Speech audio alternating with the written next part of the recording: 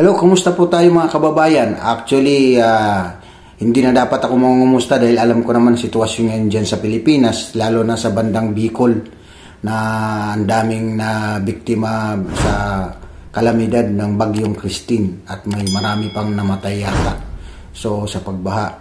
So medyo nakakalungkot. But anyway, dito sa video ito mga kaibigan, gusto ko lang po mag-comment doon sa nangyaring Senate hearing ni Risa Hontiveros kay Pastor Apollo Kibuloy.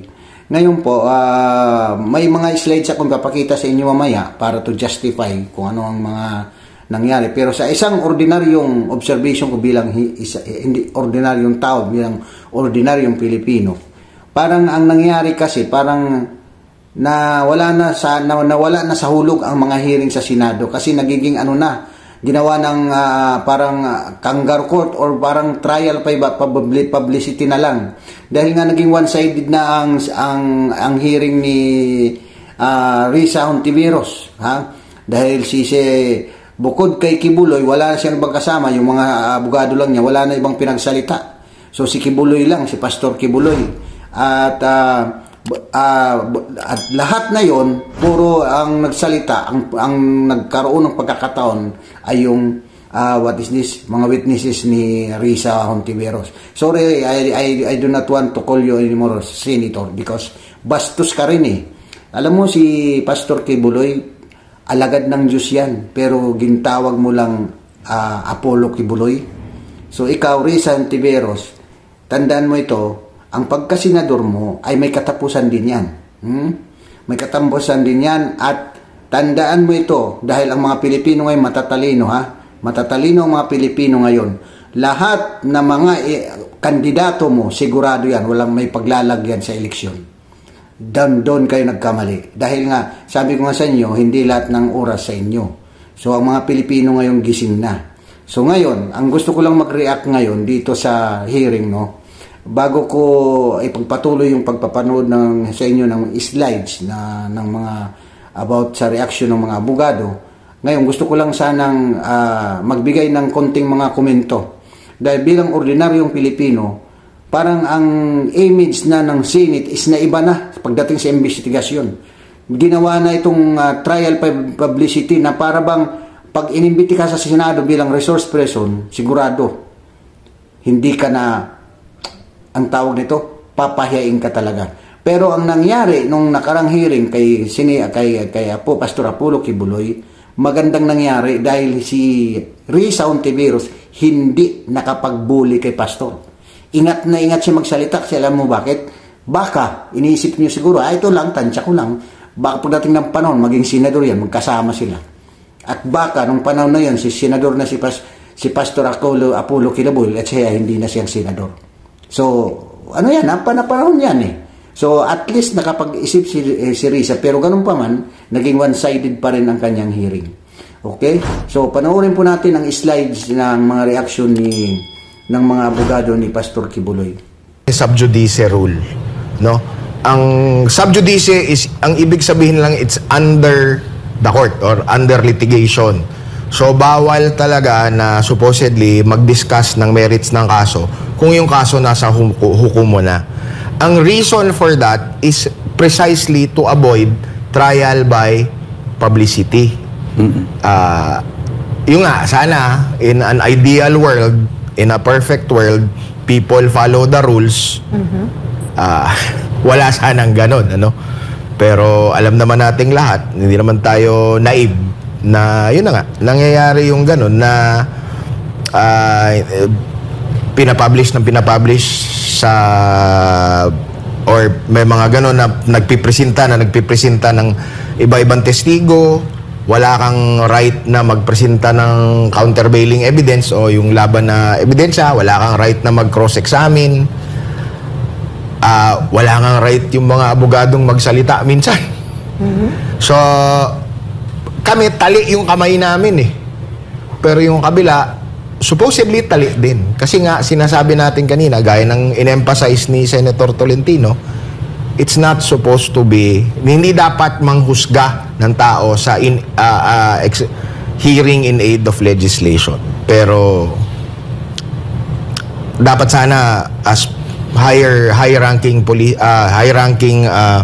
officers of our government, they're supposed to be held to a higher degree of compliance, no, pagsunod sa ating kung sa constitution, pagsunod sa purpose ng hearing that is in aid of legislation. Ang ganda nga nung pagkaka-explain talaga ni Senator Tolentino kanina. Ayoko na lang sabihin kung kanino siya nakatingin nung habang sinasabi niya yun. Okay.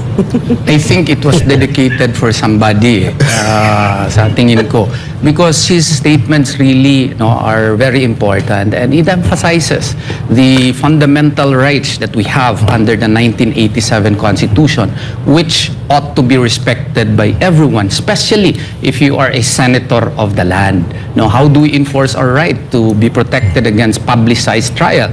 Invoke it, which we did by filing the appropriate petition in the Supreme Court, and that is even pending, and we cited that likewise in the motion for reconsideration that we filed before the Regional Trial Court. Alam mo, yung aming motion, aming opposition doon sa request ni Senator Hontiveros, ang ganda po pagkagawa, may mga Supreme Court decisions pa tayo galing sa United States of America, but we respect the decision of the presiding judge, and there was even a discussion during the hearing, which I will not anymore discuss this or quote this here, but it gave us the impression na sana yun, pero iba ang nangyari. But in the motion for reconsideration, that's precisely one of the reasons that we cited, because it's grossly unfair on the part of the accused to be subjected to that publicized trial which just happened. Hindi lang magaling si pastor, masyadong prejudicial yung mga questions. Biruin mo,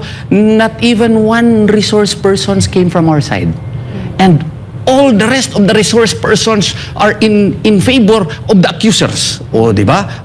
And then wala man lang mention about the abuses committed against the KOJC.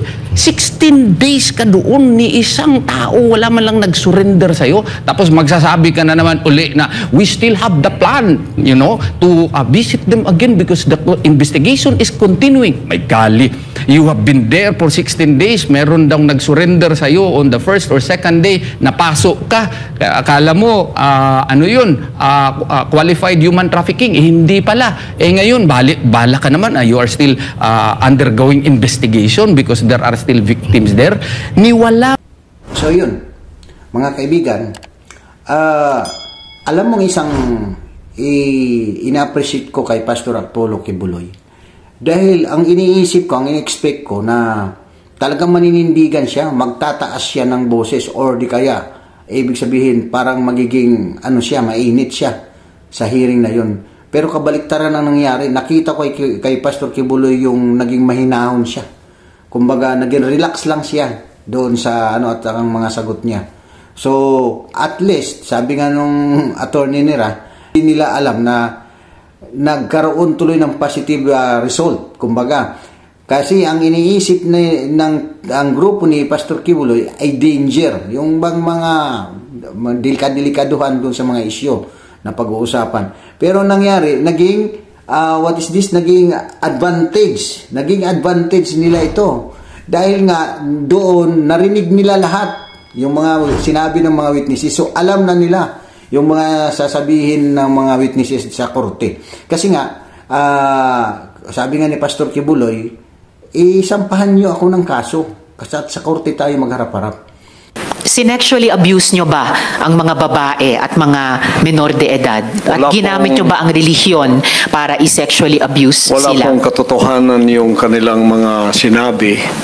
Kung meron po silang mga charges na kriminal laban sa akin, malaya po silang mag-file ng kaso at doon ko haharapin at sasagutin sa tamang forum sa korte ng ating lupa tulad ng kinakaharap namin ngayon.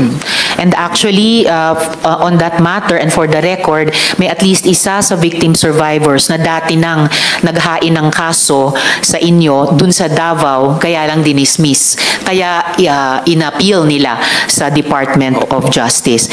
Yun naman pong mga testimonya ni na Ms. Valdewesa at ni Julia, tinatanggi nyo ba ang mga testimonyang iyon? Tinatanggi ko po. Wala pong mga katotohanan yung kanilang mga sinasabi, kundi sa aking paningin ay kabaligtaran. Ngunit hinahamon ko po silang mag-file ng kaso sapagkat ito ay mga kriminal na mga allegations. At ito ay para maging fair, ay maghain po sila ng mag-file sila ng kaso laban sa akin o kanino mang kanilang gustong mag-file laban sa mga kingdom na leaders or members, because we are under the law of the Republic. Tulad po kay Masayon, yung kanyang sinabi. Pastor, i-interrupt ko muna kayo doon dahil tinatanong ko muna yung mga testimonya ni na Ms. Valdewesa at ni Julia. Sorry po. Pinalimos niyo po ba yung mga bata para i-sustain ang operasyon ng KOJC at para tustusan ang inyong lifestyle? Wala po kaming mga palisiya na magpalimos ang bata. Pero walang polisiya man, pinalimos niyo ba sila? Hindi po. Wala pong katotohanan yun. Okay. Yung mga adults po, pinalimos nyo ba sila or pinayagan nyo ba silang maglimos para sa operasyon at lifestyle ng KOJC? Wala pong polisiyang ganon ang kingdom na magpalimos. Wala mang polisiya pero pinalimos nyo ba sila, Hindi yung po. mga adults? Hindi po. Wala pong katotohanan yun. Alright.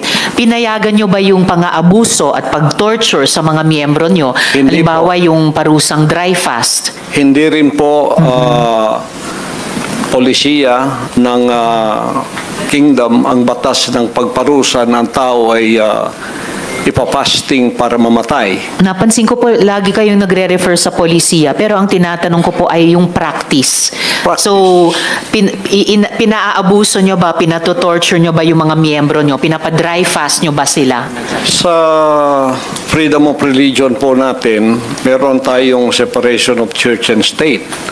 At tulad ng sinabi ko, yung fasting ay voluntary kung tatanggapin mo. Hindi po ipinipilit. Alright. Kayo ba yung nakaisip nung modus na piliting magpakasal yung mga miyembro nyo na hindi naman magkarelasyon para manatili sila sa ibang bansa? Sino pong nakaisip nun, nung modus na yon? Because this is under the investigation already, I invoke my right to remain silent on this issue. Alright. Quick. Mga kaibigan, at nagpapasalamat ako na yung hearing na yun, medyo sa lahat ng mga napanood kong hearing, although naging one-sided man, trial by publicity man ang nangyari, kinalabasan, pero hindi si Risa nakapagbuli masyado. At saka isa lang dito na napansin ko, no? Isa lang napansin ko rito, bakit walang mga senador doon, no? Nag-iisa lang si Risa at si Senator Tolentino. At nasaan na yung mga tinulungan ni Pastor ng mga senador, no? Isa lang itong katanungan ko. Sabi ko, maraming tinulungan si Pastor nung panahon ng eleksyon na nanalo Diba? At saka mag-i-eleksyon pa naman. So, isa yan sa nakita ko na bakit? Ano ba to? Yung, what is this? Uso na ba ngayon yung walang mga utang na loob? Diba? Hugas kamay na pagdating sa mga ganyang problema na dapat kailangan ng tulong or what is this? Makita man lang na nandoon sila. Diba? Di ko alam di ko naintindihan masyado, pero nagtaka lang ako bakit nag-isa lang si Risa Hontiveros doon na pumapil. Diba? Parang si Poncio Pilato nangyari na naghugas kamay na yung mga ibang senador na tinulungan ni Pastor Kibuloy at ipinaubaya na sa kay Risa Hontiveros. Okay? Ngayon, mayroon ako sa inyo kaibigan, mga kababayan, papanood na isa pang slide. Ito yung isa sa mga witness ni Risa Hontiveros. Yung itong babae, yung Teresa, na yung mukha, aywan ko iba yung pakiramdam ko sa pagmumukha nitong babaeng ito Sa totoo lang ang tawag nito. Kasi Bago ako mag-react, no, panoorin muna natin ang mga sinabi niya tungkol sa fasting. Ito ay tungkol sa fasting. Ulitin ko lang po yung nabalitaan kong fasting o dry fast. So, hindi kayo pinakain, hindi kayo pinainom ng tubig. Ilang araw nga po ba ginawa ito sa inyo? At wala po bang kasamahan ninyo doon na sinubukang tulungan kayo? Of course, nobody would ever dare help me because upon instruction na hindi nga ako and they were not even allowed to talk to me, nor even to come near to me. So, actually, there were 2 sets of fasting given to me. One set was, there was straight 10 days fasting. There was no food, no water. It was Ninit Ukyas who gave me the list of instruction, and number 1 in the list is to do dry fast for straight 10 days. Sino po nagbigay ng instruction? Ninit Okyas. Nenet Okyas. Yeah. Okay po. And then, I only was able to eat a little amount of rice and viand on the 39th day because when you had fasted, hindi naman kailangan kakain ka agad. So, there was water, then then lugaw, and then finally on the 39th day, that was the time I was able to eat rice. And then after that, there was that second round of fasting, which was even more miserable. It started on February 6, 1999, and there were other workers also. And that was very miserable because it was like this. We were given 5 days or sometimes 7 days. It was a kind of a series of fasting. The first, second, third days were for dry fasting, meaning you were not allowed to drink, of course, to eat food, dry foods. And on the fourth, sometimes it's water, sometimes it's sometimes it's lugaw. Then another 5 days, the same pattern. Sometimes it became 7. It ended on the it ended on the month of May because I have my diary on that.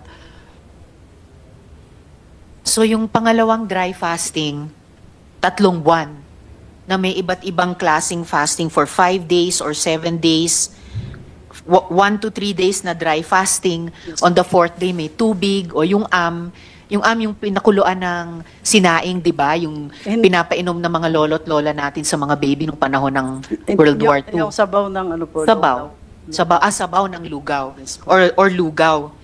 So over 3 months, may ganitong series ng mga iba't ibang klase ng dry fasting. Yes po. But I was together with other workers also because they were also punished. But I was the longest. I stayed there for the longest 3 months. And yung una pong dry fast, yung unang set ng pagpapadry fast sa inyo na 10 araw, walang pagkain, walang tubig. 10 araw na walang tubig at 10 araw na walang pagkain? Yes po, that's true. Paano niyo po na-survive yun? I did not even think I would survive. Opo. Because of course, the place was cold. And then every time in the morning when I took a bath, so parang doon ko na lang nalalasap yung tubig. Kaya I keep taking a bath 3 times a day.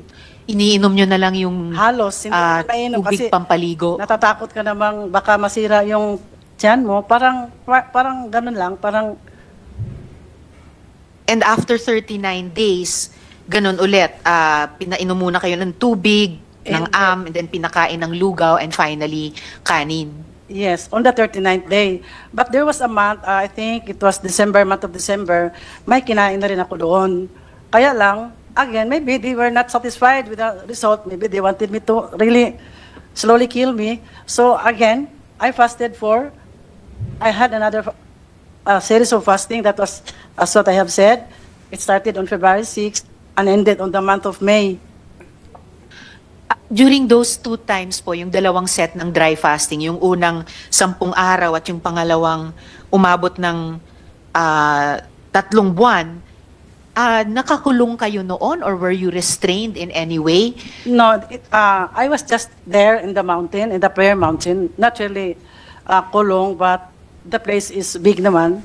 So I had to go to the prayer house I had to pray, I think, 3 times a day. 9 o'clock, 12 o'clock, 4 times a day. 4 and then 6 o'clock in the evening.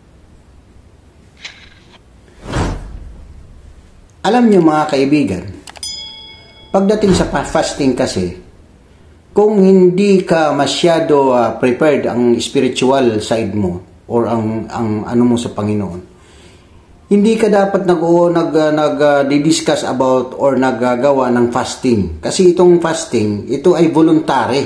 Ha? Sa lahat ng mga Christian, voluntary po ito. Never ito ginamit na term na punishment. Pag sinabi mong punishment, natural, ipapanisan mo ang katawan mong lupa. Ha? Dahil nga magpa-fasting ka. Pero spiritual side, ha? Spiritual side, hindi yan punishment dahil part yan ng pakikipag-usap mo sa Panginoon at gusto mo ipakita ang iyong sinseridad sa Panginoon, ang pagpapasting. So hindi ito punishment at hindi ito pirsahan. Ha? Mayroon dito kasi alam niyo bakit nagsasalita ko ng ganon. Although hindi ako pastor, maraming kapatid ko mga pastor. Ang pag sinabi niyang dinidiktahan sila sa pagpapasting, totoo yan. Magsasuggest ang pastor, okay, sa Miyerkules may fasting po tayo, sino ang gusto magfasting, magfasting. Nagsasuggest siya ng date para magsabay-sabay kung sino ang gusto. Pero hindi ibig sabihin na, ikaw hindi ka kakain, magpapasting ka, hindi ka papanisan kita. So mali yun. So, kasi, alam niyo bakit? Itong witness, ito dating manggagawa daw ng KOGC. Ininterpret niya ito bilang unbeliever na siya. Kasi kung ikaw believer, hindi mo ma-interpret na punishment itong what is this? Itong fasting. Dahil ito, practice ito ng mga believer. Sa ngayon, punishment na kasi unbeliever ka na eh. Kumbaga nasa diablo ka na, hindi ka na yung believer sa Panginoon dahil na misinterpret mo na yung fasting. So, yun yung po at isa pa, ito sinabi niya na punishment sa kanya dahil nakakulong siya, siya roon, as punishment sa kanya, pinagpapasting siya at for almost 3 months. Talo pa niya yung si Jesus Christ. 40 days and 40 nights lang yata nagfasting si Jesus Christ. So, may mga kasinungalingan na dito na hindi nakapaniwala. Sa mga Christian, medyo hindi na ito kapaniwala. Kasi, kung pinilit ka, sabihin niya, pinilit ka, ito si Teresa na mismo sabi, hindi naman siya nakakulong eh. Nakakagala-gala siya. So, kung nakakagala-gala ka, free ka pala doon sa compound. Huwag mo sasabihin na pinipilit ka kasi free ka eh. Kung pinipilit ka mag-fasting, di may pagkakataon ka sa 3 months, ha? Sa 3 months na nagfa-fasting ka, ni minsan isang araw di mo naisip na tumanggi. Kasi nakakalakad-lakad ka doon, hindi ka nakakadina eh. Kung nakakadina ka, at may mga bantay, maniniwala ko sa iyo na pinipilit ka.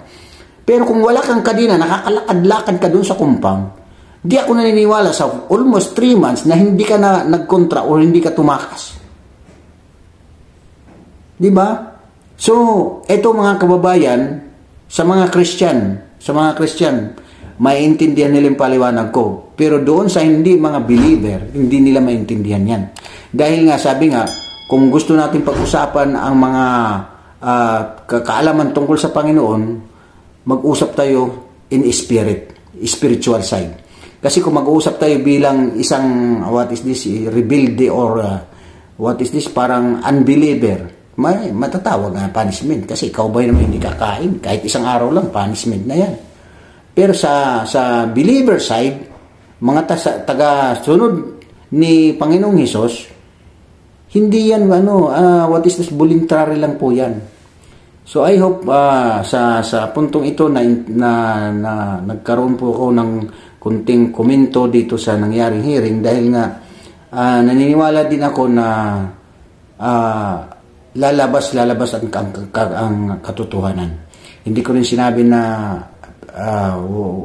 inosente si Pastor Kibuloy. Darating ang panahon yan dahil ang Panginoon lagi yan tatayo doon sa tamang side. So, kung sino yung tamang side, malalaman natin ang dating ng panahon. Maraming salamat po sa panonood ng video na ito at God bless us all.